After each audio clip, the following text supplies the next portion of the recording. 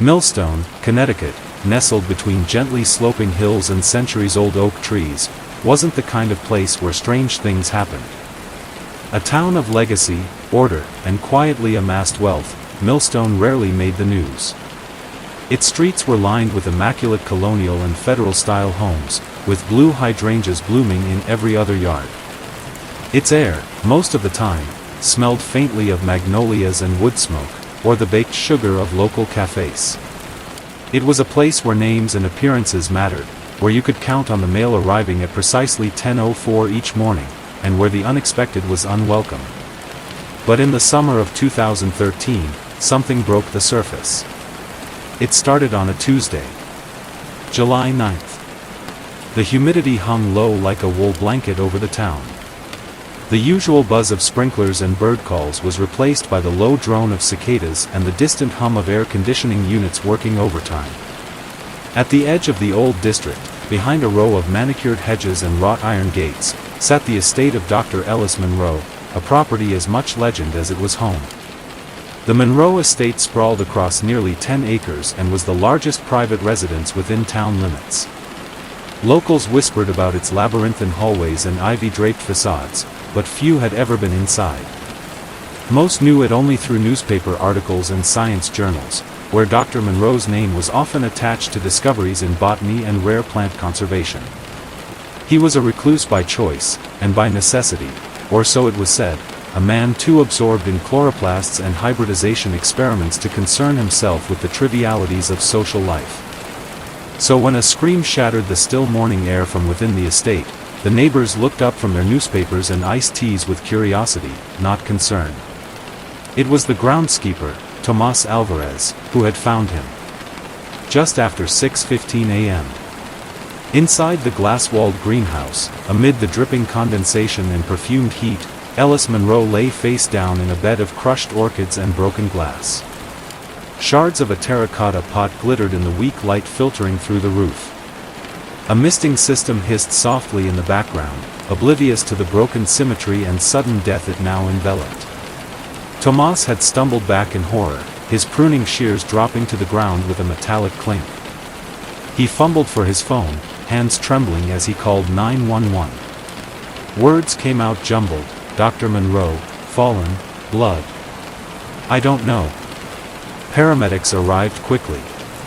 The Millstone Police, a team more accustomed to breaking up garden parties than investigating deaths, soon followed. Officer Carla Jennings, the first responder, surveyed the scene with a practiced eye. The body showed no immediate signs of trauma beyond a gash to the head, likely from the fall. The greenhouse, though humid and pungent with the sweet sick scent of blooming orchids, bore no signs of forced entry. There was, at first glance, no foul play. The preliminary ruling? Accidental death. The local media, desperate for content in the dead days of July, latched on. Reclusive scientist dies in greenhouse mishap, read the Millstone Daily Chronicle. Wistful obituaries described Monroe as a brilliant mind and eccentric naturalist, one who had retreated from the world into the embrace of his work. Neighbors who had never once spoken to him appeared on local broadcasts with solemn faces and respectful tones. He was always quiet, always kind, said Mrs. Elaine Cartwright, who lived across the lane and had once seen Dr. Monroe collecting samples near the creek. Didn't bother anyone. Just lived in that big house all by himself. By Friday, most had moved on. It was, after all, a tragedy, but not an uncommon one. The elderly slipped, the lonely died alone, and the world continued turning. Then came the autopsy. Dr. Ellis Monroe was 68 years old, but in excellent health. A strict vegetarian and former long-distance cyclist, he showed no signs of heart disease or high blood pressure.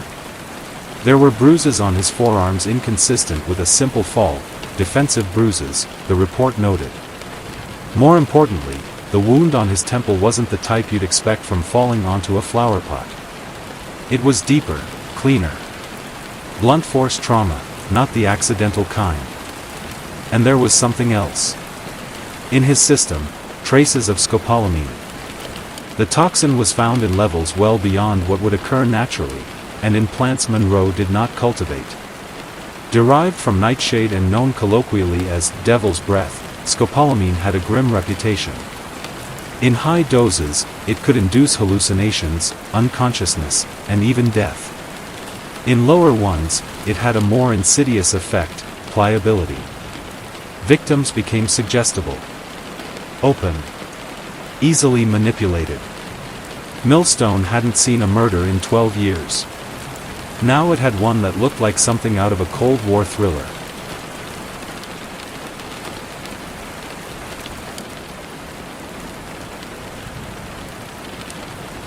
Detective Isabel Crane got the call 3 hours after the toxicology report came in. She was seated at a bar in New Haven, nursing a gin and tonic and debating whether to answer her ex-husband's text when her phone buzzed again. She glanced at the screen and sighed. Shit. The voice on the other end was Deputy Chief Alan Forsyth, a man she respected despite his tendency to overshare during briefings. "You're gonna want to hear this," he said. When he explained the situation, the body, the bruises, the drug, Crane's mood shifted. It had been months since she'd handled a case that wasn't petty theft or domestic battery. This was different. This was curated. The Monroe estate was already cordoned off when she arrived the next morning. A forensic team was combing the greenhouse, now stripped of its vibrant blossoms and reorganized into neat evidence bags. The scent of fertilizer lingered in the air, masked only slightly by bleach and latex gloves. Crane surveyed the scene with quiet intensity. She was in her late 30s, with a sharp face and sharper eyes, the kind that missed little. Her hair was tied back in a utilitarian knot, her badge clipped discreetly to her belt. She wore no jewelry, no perfume, only the faintest trace of spearmint from her chewing gum. She knelt near the spot where Monroe had fallen, eyes scanning the cracks in the tile, the distribution of glass, the way the soil had been disturbed. "Where's the pot he allegedly tripped over?" she asked. The lead CSI tech, a young woman named Harris, pointed to a clear bag on a nearby table. Inside, fragments of ceramic, brownish red with white specks. Harris frowned. "But here's the thing, the angle's off. If he hit his head on that, the wound would be more lateral. This was a downward strike. Like he was kneeling. Or already down. Or pushed," Crane murmured. She stood and walked the length of the greenhouse. A row of temperature controls blinked on the wall. Automated vents. LED grow lights overhead. The place was modern, state-of-the-art, even. Monroe hadn't spared expense. Crane turned to Harris again. "Any sign of forced entry?" "None. Alarm system was engaged until Tomas disarmed it. No broken locks. No prints but Monroe's and the groundskeeper's. So whoever did this either lived here, or knew the system well enough to avoid detection. That narrowed things considerably." Crane asked to see Monroe's research lab next. It was located in the east wing of the house, past a long hallway lined with portraits of strange plants and newspaper clippings in brass frames. The lab itself was sterile, clinical. Microscope stations. Journals. Climate-controlled storage units. But no computers. No digital records. She found that odd. Was he old school? She asked the estate's caretaker, a soft-spoken man in his 60s named Rupert Hall. "Yes, ma'am," he replied. Dr. Monroe didn't trust cloud storage. Said too many people could access things they had no business touching. Crane arched a brow. "Anything in particular he was working on?" Rupert hesitated. He was excited about something recently. Wouldn't say what. Just that it was revolutionary. Said it could change everything. Change everything. Those words stuck with her. By the end of the day, she had a list of possible suspects, all sparse, all theoretical. A former protege turned rival. a pharmaceutical company that had tried to buy his Orchid patents, and had been denied. A university he'd walked away from after accusing them of ethical breaches in funding. Even a journalist who'd published a damning expose on Monroe's past experiments with endangered flora. None of them lived in Millstone. But someone had been in that house.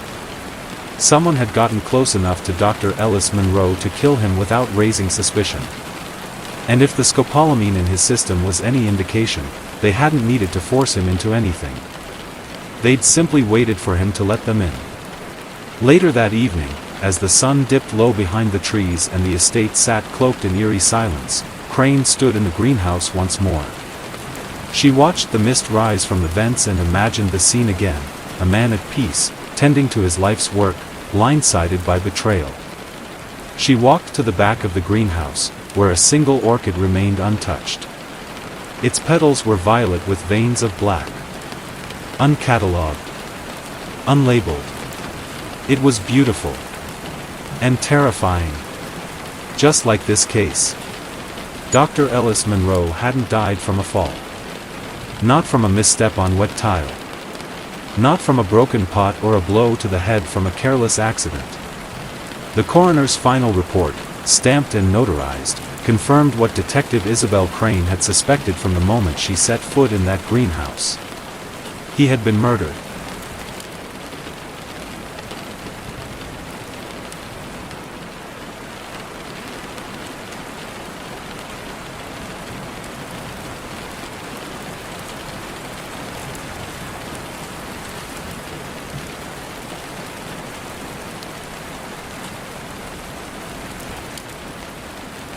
But the blow to the head wasn't what killed him. It may have stunned him, may have disoriented him enough to prevent a struggle, but it hadn't ended his life. The real cause of death had been far more deliberate. He had been poisoned. The report named the substance with sterile finality. Neurotoxin derived from Paphiopedilum venenum, colloquially known as the Orchid Widow. Crane stared at the words on the page for a long time, her eyes fixated on that Latin name, rolling it over in her mind like a cipher. She read the description twice more, then slid the report onto the table and leaned back in her chair. The Orchid Widow. She'd never heard of it. Neither had Harris, the CSI technician. Nor had the local forensic pathologist, who had needed to consult a toxicologist in New York before they could even identify the compound. And that's what made it so chilling. Because this wasn't just some exotic plant toxin a clever killer had stumbled across on the dark web. No. This was a poison extracted from a species so rare, only one person on Earth was known to have ever cultivated it successfully. That person was Ellis Monroe himself. The Orchid Widow wasn't even supposed to exist in the United States anymore. The last known sample had been catalogued by Monroe in the late 1980s during a research expedition in Borneo. According to the journals from that trip, archived in a dusty vault at Yale's Department of Tropical Botany, Monroe had discovered the flower growing in the shadow of a limestone cliff, clinging to a vertical drop hundreds of feet above the forest floor. It bloomed only once every 5 years. Its scent, described by Monroe in those early field notes, was sweet, almost cloying, like overripe fruit laced with decay. He had named it Paphiopedilum venenum, a nod to its family, and to the secret it carried. Because in small, deliberate doses, the Orchid Widow was lethal. Not to touch. Not to smell. But when refined, when prepared the way Monroe had once described in a sealed document only partially published, its sap could be distilled into a neurotoxin 10 times more potent than curare. The toxin attacked the peripheral nervous system first, then moved inward. Victims would feel sudden weakness, confusion, then paralysis, all while remaining lucid. Death occurred within minutes. No antidote existed. It was a scientific marvel. It was a murder weapon. Crane pushed the file aside and exhaled slowly. She was seated in the Millstone Police Department's cramped conference room, the walls lined with old commendations and faded photos of long-retired chiefs. The coffee was stale. The air smelled faintly of pine-scented floor cleaner. A single desk lamp cast long shadows over the paper-littered table. Across from her sat Harris, now pale-faced and unusually silent. She had helped collect the sample from Monroe's bloodstream, and she had seen the effects of the compound on lab rats during the toxicology testing. "You're sure it had to be injected?" Crane asked. Harris nodded. "Positive. The compound's molecular structure doesn't allow for absorption through the skin. And inhalation would be far too inefficient. Monroe was dosed through the bloodstream. Most likely a needle. We found a tiny puncture behind his left ear." Crane swore under her breath. "So whoever did this got close enough to inject him. Close enough to hit a pressure point without leaving a mess. He trusted them." Harris nodded again, quieter this time. "They knew what they were doing." Crane looked back at the file. Knew the plant. Knew him. The implications settled in the room like fog. By Thursday, Crane had reassembled what she could of Monroe's inner circle, if it could be called that. He'd been retired from teaching for over a decade, and most of his correspondence was limited to a few professional acquaintances and research institutions. But among the sparse records, Crane found several names that stood out. Dr. Sebastian Linwood, a former student-turned-biotech entrepreneur, had once co-authored a paper with Monroe on carnivorous plants and adaptive evolution. Linwood now ran a high-profile pharmaceutical company out of Boston, and had, 4 years earlier, offered to license Monroe's Orchid patents for over $2 million. Monroe had declined. Then there was Evelyn Harrow, a freelance science journalist who had written a controversial profile on Monroe for National Review of Botany. The piece, titled "The Orchid King's Legacy," had painted Monroe as both a genius and a dangerous idealist. Crane found an email Monroe had never sent, saved in his drafts folder. "You misrepresented me. You cherry-picked. You don't understand the science, or worse, you understand it too well."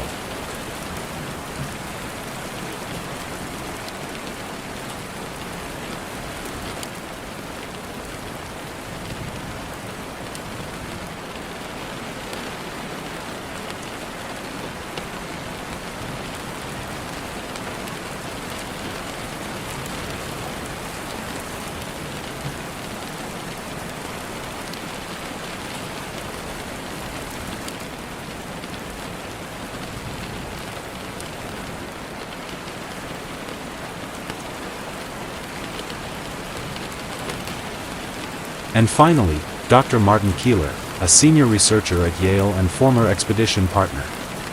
Keeler and Monroe had co-led the Borneo trip in '87. Since then, Keeler had risen through academic ranks, publishing on endangered flora and pharmaceutical applications of rare alkaloids. According to campus records, the two hadn't spoken in over 6 years.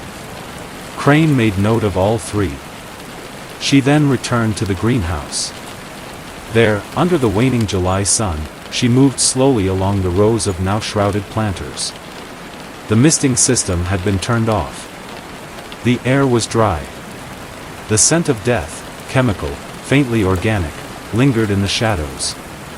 In the far corner, behind a half-closed irrigation panel, she found a small black tray. Hidden beneath a layer of mulch was a flower, wilted, but unmistakable. 5 purple petals with black veins. A center lip curved like a fawn. An orchid widow. She called Harris.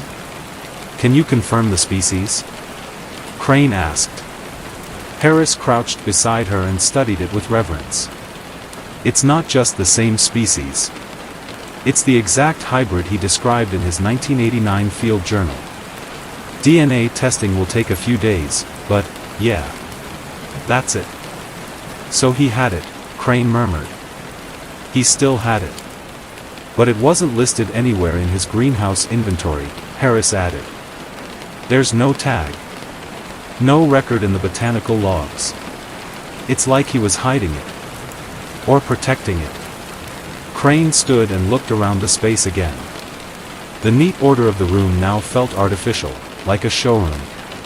Monroe had gone to great lengths to obscure the presence of the orchid widow. Which begged the question. Who knew it was here? And more importantly, who wanted it badly enough to kill for it? That night, Crane returned home with her thoughts tangled. She lived alone in a quiet duplex outside of Hartford, with exposed brick walls and too many unopened books. She poured herself a drink, scotch, 2 fingers, and sat down in front of her old corkboard, where case notes, photos, and maps had begun to accumulate. At the center, a black and white image of Ellis Monroe in his prime. High cheekbones, sharp eyes, an expression caught somewhere between curiosity and wariness. Around him, 3 faces. Linwood, Harrow, Keeler. And now, the Orchid. She pinned a photo of it beside the others, a sticky note scrawled in red beneath. Only 5 known to exist in the wild. Monroe cultivated one. Now it's missing. At 2:37 a.m., Crane's phone buzzed. It was Harris. "I just found something," she said breathlessly. "You're going to want to come see this." "What is it?" There was a second puncture wound. Not behind the ear this time. On the inner wrist. Crane sat up. "Injection site?" "Yes. But that's not all. I ran an analysis on the surrounding tissue. There was something else mixed in with the neurotoxin." "Something else?" "A stabilizing agent. A binder.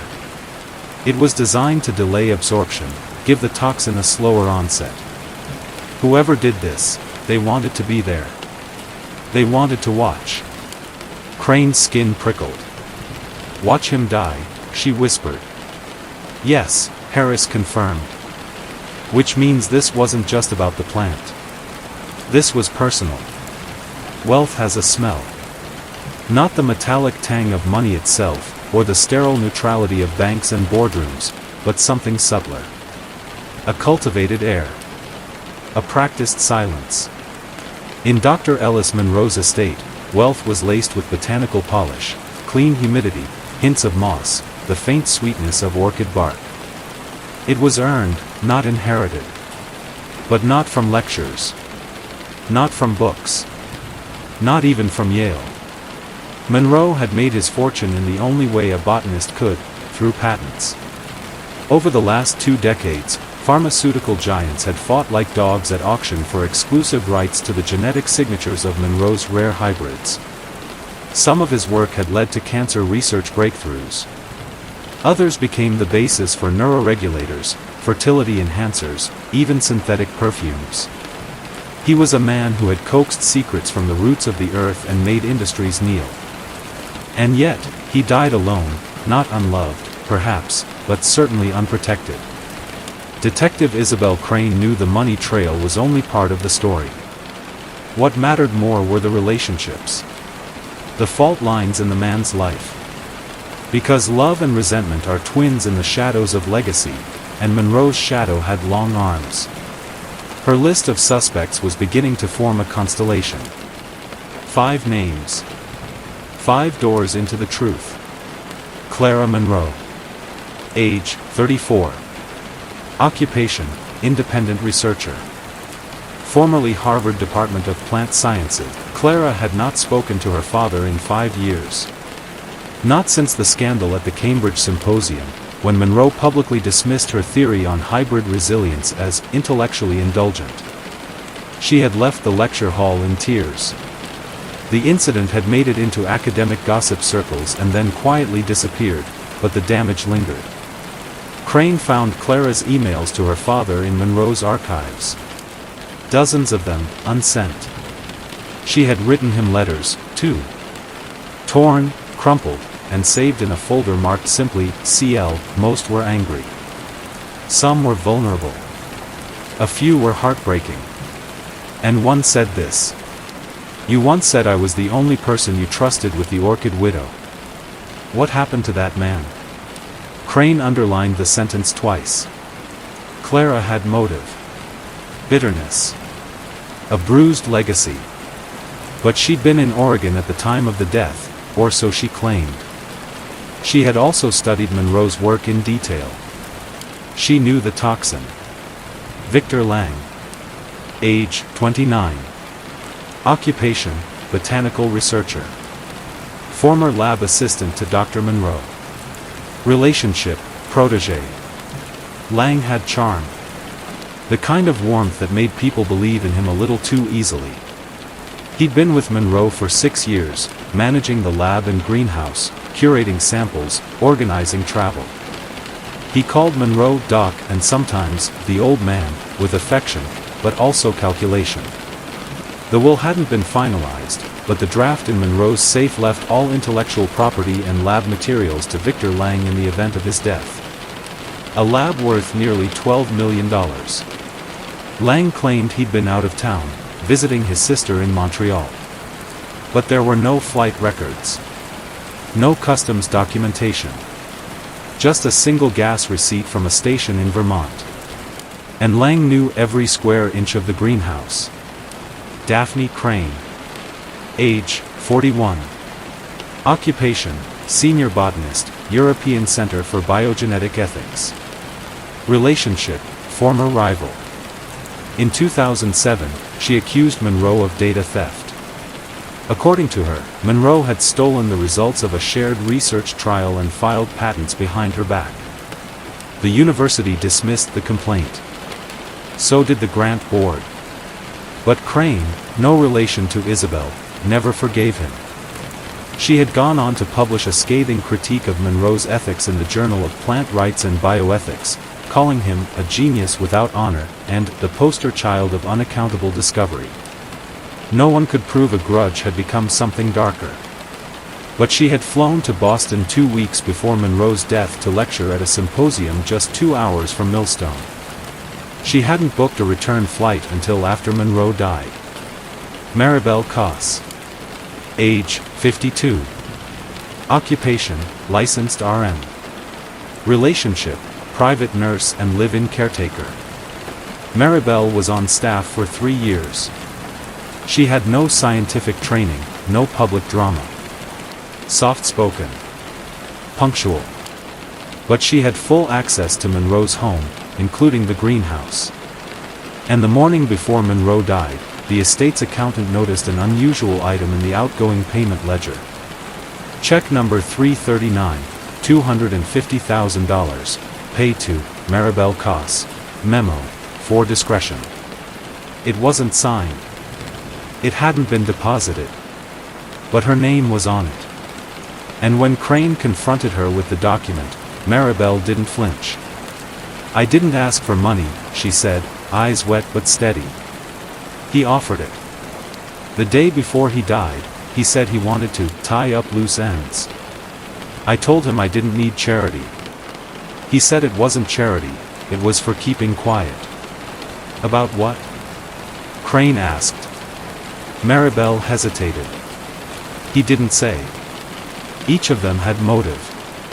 Each of them had access. But none of them could be placed in the locked greenhouse at the time of Monroe's death.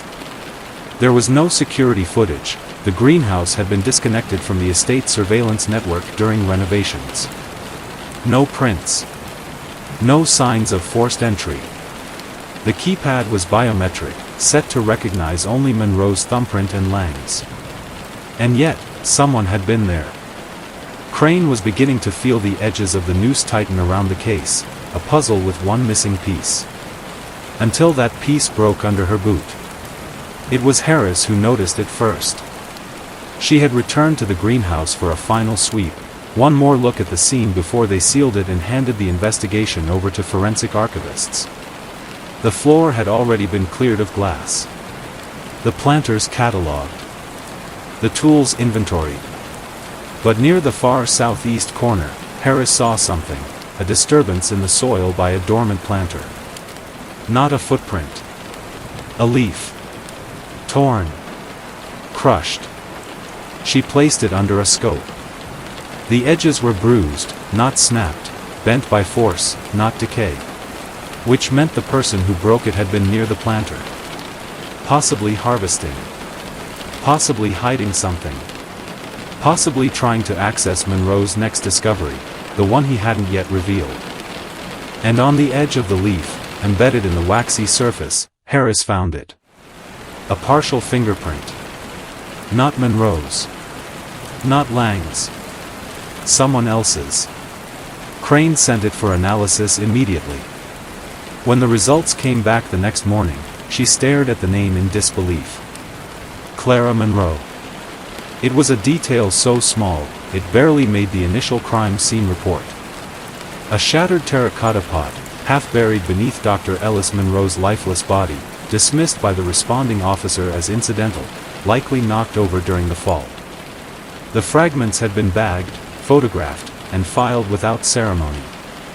After all, there were dozens of pots in the greenhouse, many broken during the collapse of the orchid trellis. Nothing special. But one shard changed everything.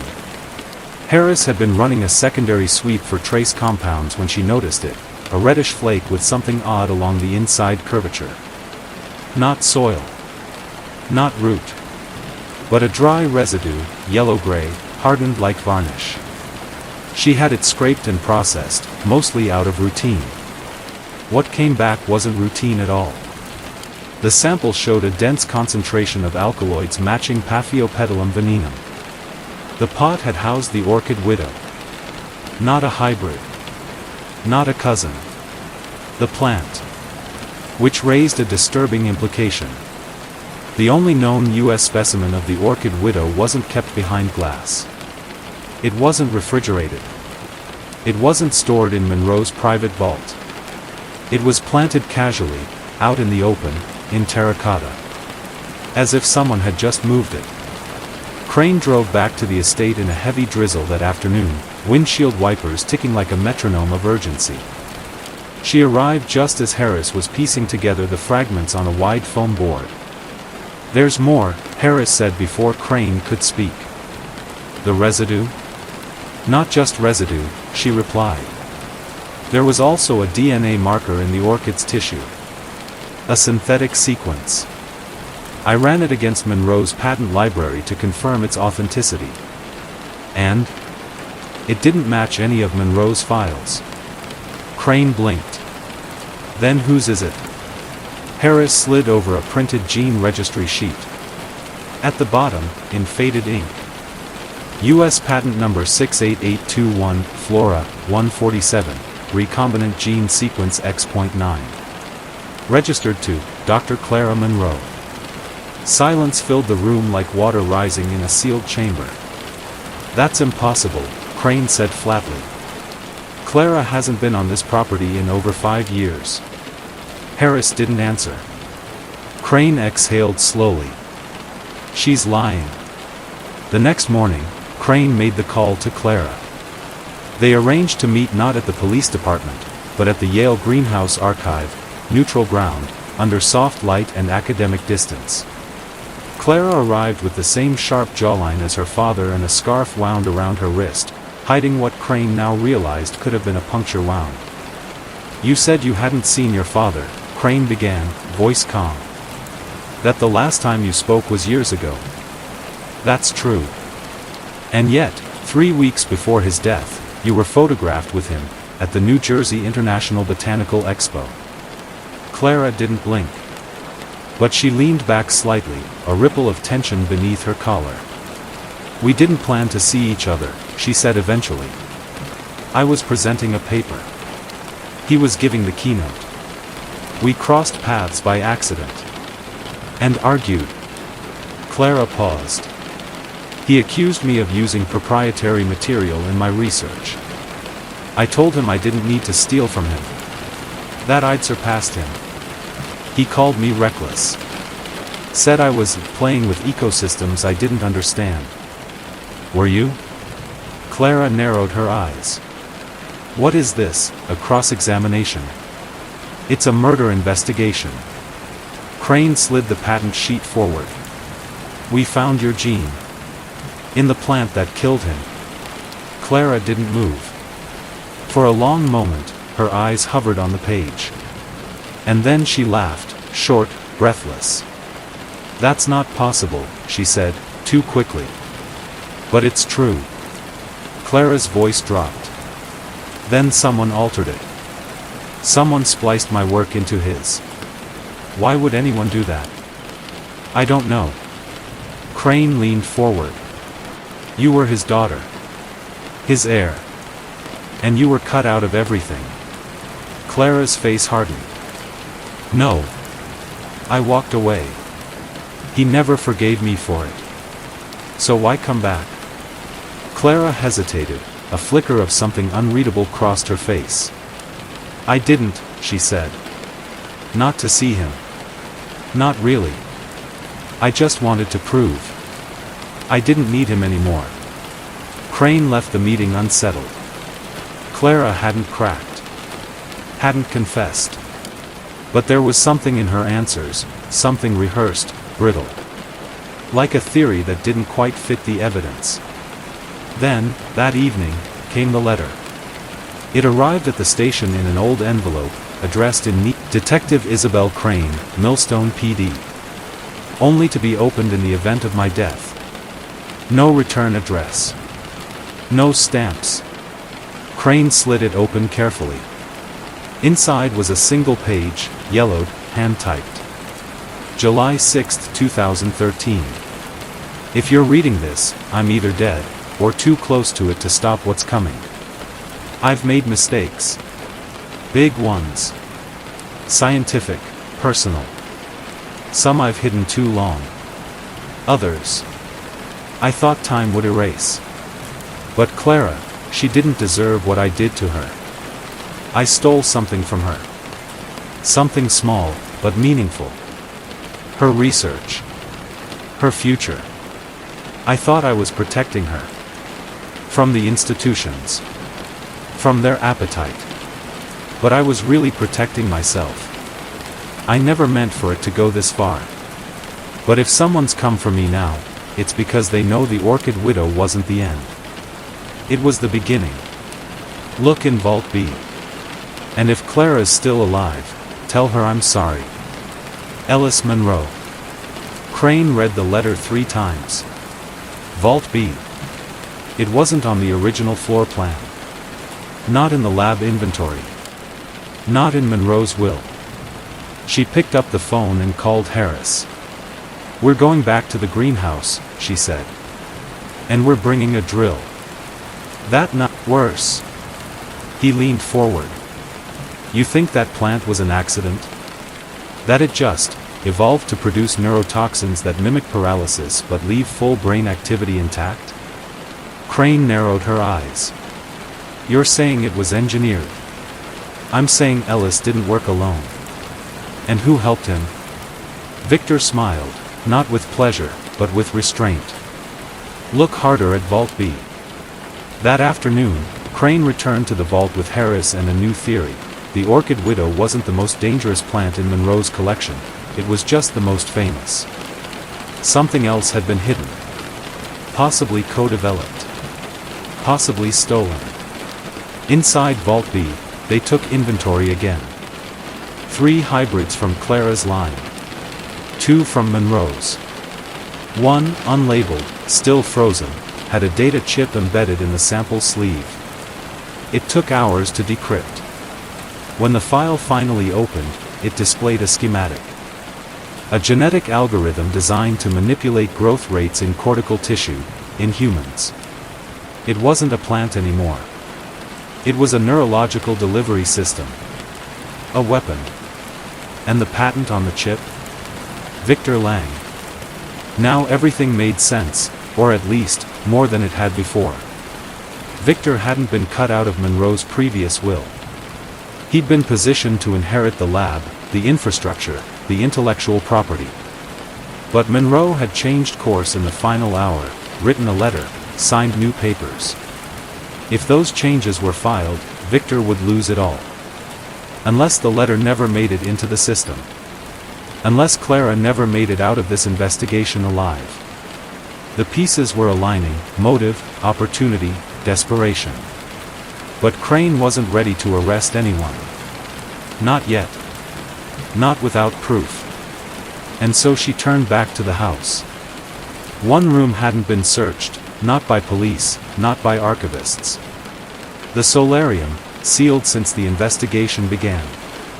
It had its own lock, its own filtration system. No cameras. A glass room, where Monroe often wrote letters in the morning, according to his nurse. Inside, it was humid, quiet, strangely peaceful. On the desk, a blank envelope. Crane opened it. Inside was a flash drive. She slipped it into her tablet. One video file. It opened with Monroe's face, worn, tired, and serious. "If something's happened to me," he said, "then you need to understand this, I was being watched." Victor knew about the Orchid widow, yes. But not about Project Cora. That was Clara's design. She was close to something extraordinary, something that could heal or destroy. I was afraid of what it meant. But she deserves to finish it. If she's alive, protect her. If she's not, find out who stopped her. Crane sat back, heart pounding. Project Cora. Clara's research. Not just something Monroe stole. Something worth killing over. Victor Lang had been the golden boy. 7 years under Monroe's wing, his name listed on papers he hadn't fully written, patents he hadn't truly developed. But no one questioned it. Not Monroe, not the university, not the industry. Victor was charming, brilliant in public, calculated in private. And most importantly, loyal. Or so everyone thought. But loyalty, Crane had learned, is often currency, and Victor had stopped seeing value in Monroe the moment the will changed. The break came with a single leaf fragment, pressed flat beneath the shards of the terracotta pot. Initially dismissed as debris, it was later examined during a second sweep of the evidence lab. DNA analysis revealed something unusual. The leaf had absorbed a synthetic compound, a high-efficiency nitrate blend fused with copper nanospheres. It wasn't commercially available. Only one greenhouse in the state of Connecticut had access to it. Victor Lang's, at the university's private research wing. That fertilizer had a unique chemical signature, developed for rapid orchid growth. It was experimental, and unregistered. When forensic techs traced a vial of the compound to Victor's locked supply closet, the weight of evidence began to tip. But it wasn't the final blow. That came from his computer. The search warrant was granted late on a Tuesday. Victor had left his office in a hurry that morning, a lecture cancelled, a calendar wiped clean. Crane's team accessed his university desktop, then cloned the hard drive. Buried in a directory disguised as grant proposals, they found the document. A forged will, complete with Monroe's signature, a fabricated witness, and a timestamp of July 7, 2013. The forgery was elegant, precise. But one fatal mistake betrayed him. The document's metadata showed it had been created after Monroe signed the legitimate revision, leaving everything to Clara. Victor had prepared for a version of the future in which Ellis Monroe died quietly, with no final letter, no discovered safe, no change of heart. He'd gambled, and lost. The last piece was the lock system. Detectives had initially assumed the greenhouse was locked from the inside. But Harris noticed something odd about the irrigation data from the night of Monroe's death. The valve controls had a 90-second power dip at 3:12 a.m., exactly 1 minute after the system reset its internal clock. Someone had accessed the manual override. Further analysis uncovered a timed latch installed near the west door, a custom magnetic switch tied to the sprinkler schedule, concealed within the housing of the central timer unit.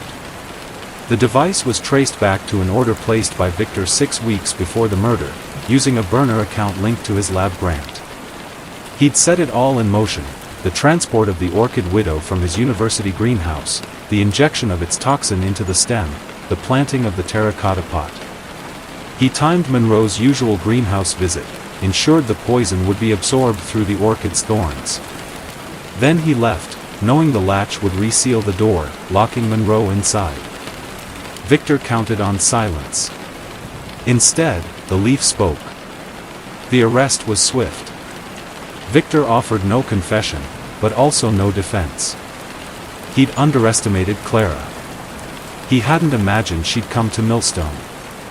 That she'd challenged the legacy he thought was his by default. His face, during the arraignment, was blank, the facade finally cracked, the charm extinguished. Clara didn't attend. She was at the estate, in the greenhouse, tending to the plants that had nearly become her father's tomb. A month later, Crane returned to the property to hand-deliver the last file, Monroe's authenticated letter, approved by probate court, officially naming Clara the heir to the Monroe Foundation, its patents, and Vault B. Clara accepted the envelope without ceremony. Her eyes lingered on the greenhouse. "I thought I wanted all this," she said quietly. "For revenge. Or recognition. I'm not sure which." Crane nodded. "What changed?" Clara looked back at the glass doors. The vines had begun to bloom again. She'd removed the orchid widow, placed it in an isolated terrarium. "I realized he didn't just give me his lab," she said. "He gave me his guilt. And I have to decide what to do with it." That winter, the Monroe Foundation announced a full transparency initiative. They opened their database to academic review. They donated vault samples to medical research, under Clara's name. The orchid widow was locked in a zero-access biocontainment unit, not destroyed, but preserved. A living reminder. And in the middle of the greenhouse, under soft LED lights and gentle humidity, a new hybrid bloomed. Bright, asymmetrical, and stubbornly alive. They called it Cora. The beginning of something better.